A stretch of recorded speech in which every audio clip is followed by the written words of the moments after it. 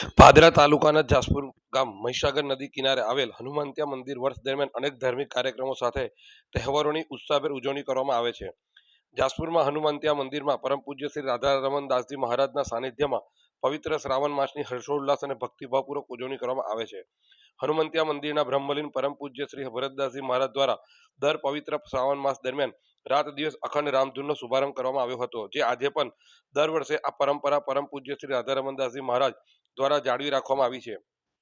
શ્રી રાધારમણદાસજી મહારાજ સમગ્ર ચાતુર્માસ દરમિયાન મૌન વ્રત ધારણ કરી ઉપાસના કરતા હોય છે. શ્રાવણ માસના પ્રારંભની સાથે મંદિર ખાતે અખંડ રામધૂનની શરૂઆત કરવામાં આવે છે. રાત દિવસ ભક્તો અવિરતપણે ભક્તિના કાર્યક્રમમાં જોડાતા હોય છે. હનુમંતિયા મંદિરે શ્રાવણ માસના પ્રથમ શનિવારે ભક્તોની ભારે ભીડ જોવા મળતી હોય છે, જેમાં અખંડ રામધૂનમાં ભક્તો જોડાયા હતા.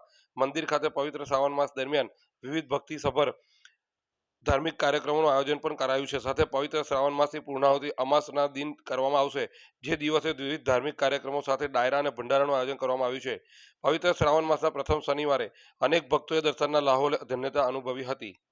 આપણે જાસપુર મહીસાગર નદીના કિનારે હનુમંતિયાનું મંદિર આવેલું છે. અહીંયા છે ને શ્રાવણ મહિનામાં આખો મહિનો અખંડ રામધૂન ચાલે છે, જે ભરતદાસજી મહારાજે 40 વર્ષ પહેલા આનો શરૂઆત કરી હતી. હજુ પણ આ રાધારમણદાસ સ્વામી મહારાજ છે, એમને હજુ પણ ચાલુ રાખ્યું છે.